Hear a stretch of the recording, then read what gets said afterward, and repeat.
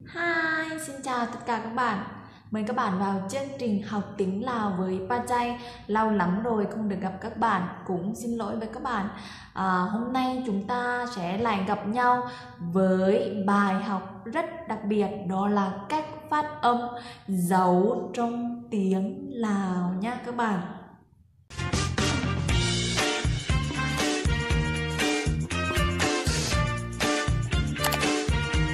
Như các bạn đã biết, tiếng Lào chỉ có 4 dấu. Đó là gì ạ? Máy ê, máy thô, máy tri và máy chattava. Máy là dấu hoặc gọi một cách khác đó là vần na nhút. Trong clip này cô chỉ hướng dẫn các bạn phát âm hay dấu đó là máy ê và máy thô thôi, còn máy tri và máy chattava thì như các bạn đã biết nó ít dùng và nó khó để phát âm được chính xác. Rồi chúng ta sẽ có ví dụ cho các bạn phát âm theo cô nhé. Máy ê, pa, pa, pa, la, la, la, than, than, than, man, man,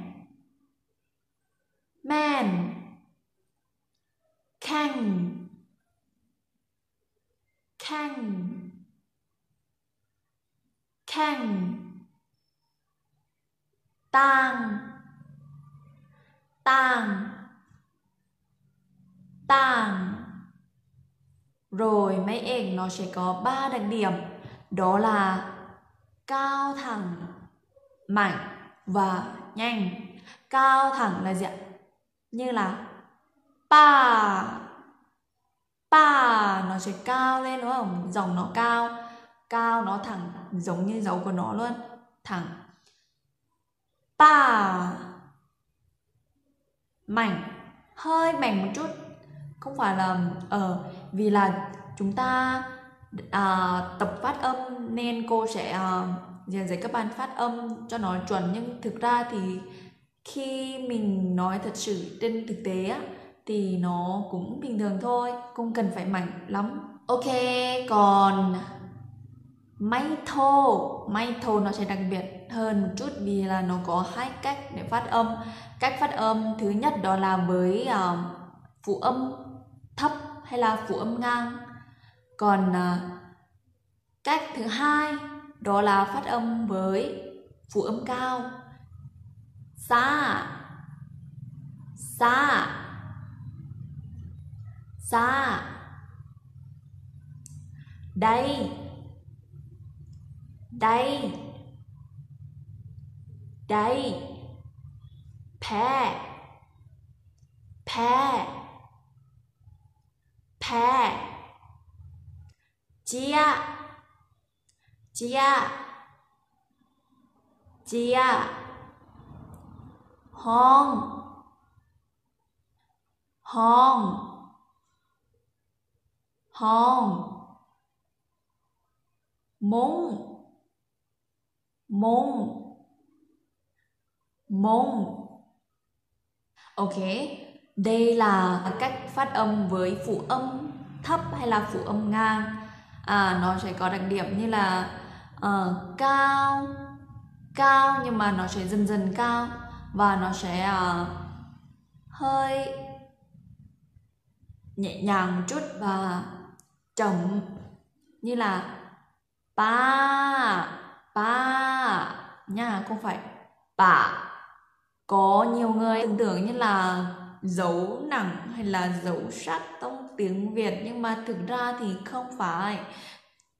Dấu trong tiếng Lào nó khác hoàn toàn với dấu trong tiếng Việt các bạn, là pa, pa, đừng có pa, pa nha, pa, Cách thứ hai là với âm cao. Âm cao là thế nào các bạn? Âm cao cái phụ âm nó có giọng cao, như là nếu so sánh với tiếng Việt nó sẽ là cái âm nó có dấu sắc, như là phó, như là khó, gió, phó, mó, ló, vó nha. Phụ âm mà có dấu sắc hay là dấu hỏi. Cái phụ âm này khi đi với dấu thô hay là may thô nó sẽ có những nó âm của nó sẽ đặc biệt, giọng của nó sẽ khác một chút so với âm thấp bình thường nhé. Như là tha, tha. Nếu âm thấp là gì ạ? Tha, tha. Nhưng đây là tha, tha. Hay, hay, hay, hay, hay, hay. Phân, phân, phân, phân, phân, phân. Hang, hang, hang, hang, hang, hang. Sang, sang, sang, sang, sang, sang. Khưn, khưn, khưn, khưn, khưn, khưn. Rồi các bạn sẽ thấy giọng của nó hơi giống như là dấu dạng máy ê, đúng không? Nhưng mà thực ra thì cũng không phải như thế, nó sẽ tương đương như thế nhưng mà nó sẽ khác một chút, vì là chúng ta sẽ kéo dài âm ra. Ví dụ như là như chữ này nền, nền, nó sẽ hơi mạnh và nhanh, đúng không?